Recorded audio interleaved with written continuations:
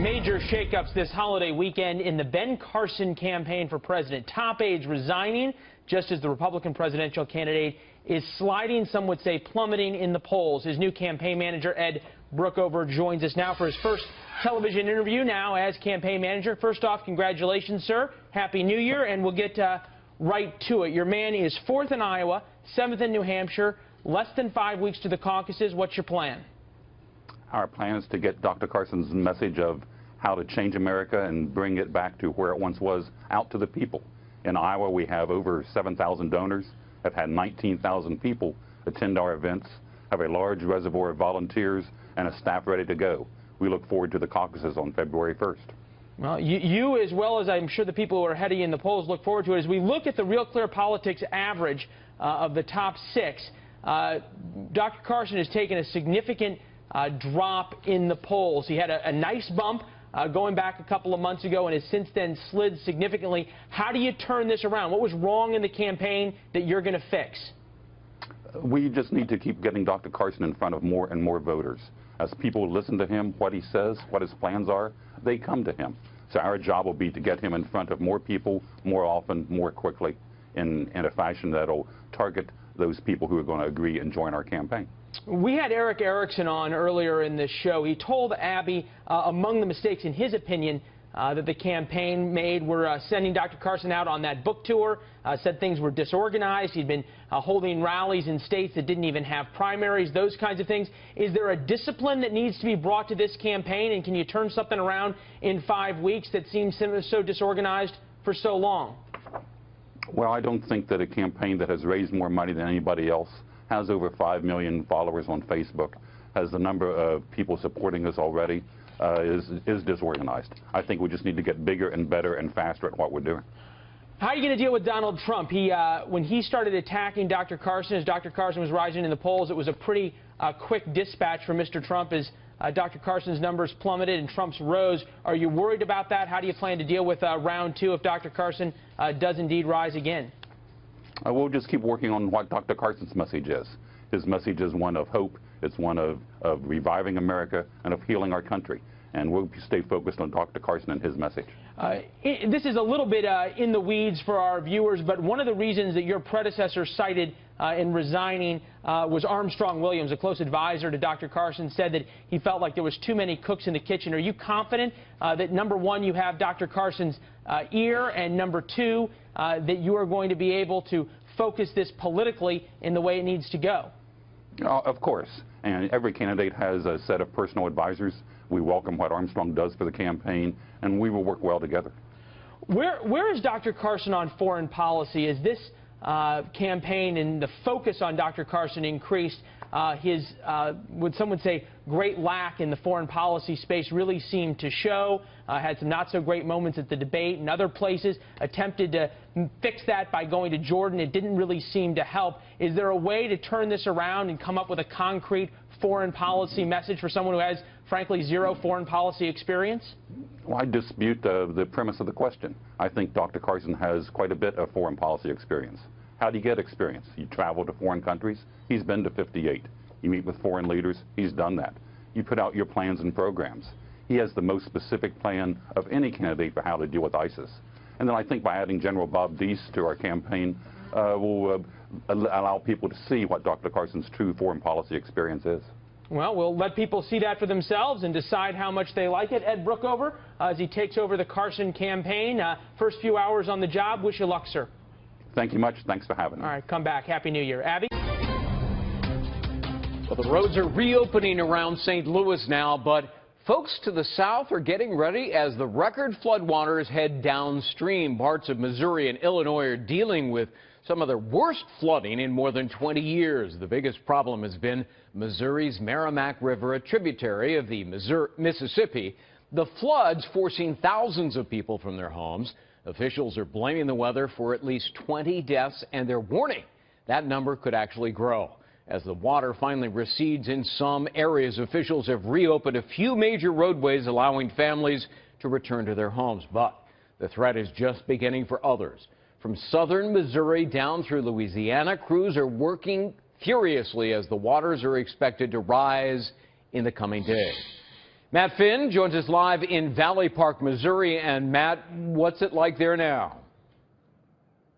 Well, Greg, the water crested here at a historic high yesterday. It is now starting to recede, but as you can see behind me, the river is still raging. This area remains flooded.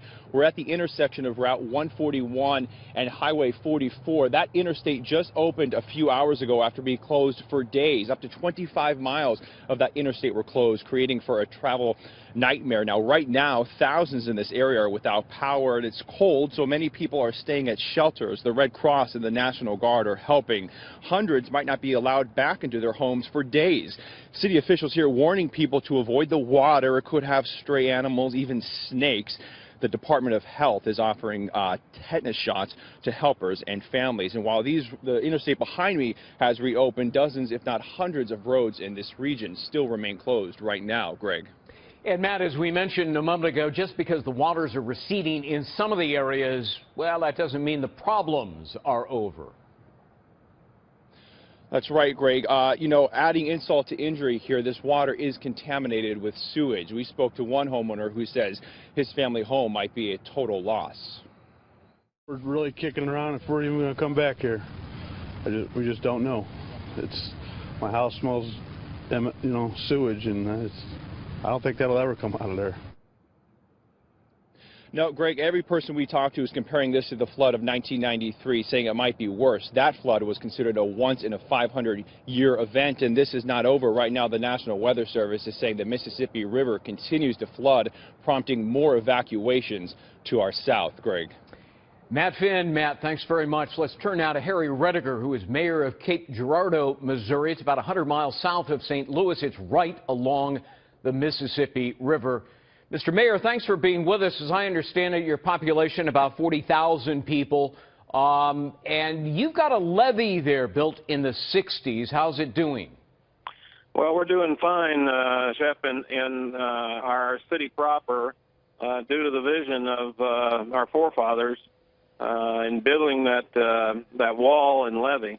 So our city proper is fine. We've got some flooding on the outer reaches of both of the south and the north of our city, and then across the river in Illinois, there's considerable flooding. We're having a record crest here of 50 feet come Sunday. Now, explain to our viewers who don't understand why it's going to crest on Sunday. Why the increase? We had so much rain come so quick. This is a different flood than we've ever experienced here. The water has come so fast, it's been hard to predict the crest. It was raised yesterday 2 feet from 48 to 50. The good news is that at the crest of 50, it will go down quickly. Past floods have been lingering for up to 90 days, but this one will go down quickly, and we hope to get back to normal within 10 days or so and begin a cleanup. But we will need to have considerable help up and down the river with infrastructure. Well, you're cutting it close. If it's going to crest at 50, I think the top of your wall is what, 54 feet? Yeah, about 54, but that's why there's extra feet on the top of it. Yeah. How are your residents holding up there? Well, life is really normal in 95% of our city. Business is normal. Our businesses and industry are normal as it goes. So it's kind of a normal sunny day here, celebrating New Year's. We just got to get this water past us. Yeah, you did mention some serious problems for folks to the north and the south of you. Are there shelters that have been set up for people in need? Yes, we have shelters set up here in Cape Girardeau for residents, mainly throughout our county on the southern side and across the river in Illinois. But it's really minor here compared to my fellow mayors up and down the river who have experienced a considerable disaster. Yeah, I mean, the pictures we're showing right now and have been over the last several minutes are really amazing. Some of the damage that's been done. This is Eureka, Missouri, and then you know, we've been showing all the way from Illinois to Missouri to Louisiana. But look, Any deaths or injuries? How about rescues?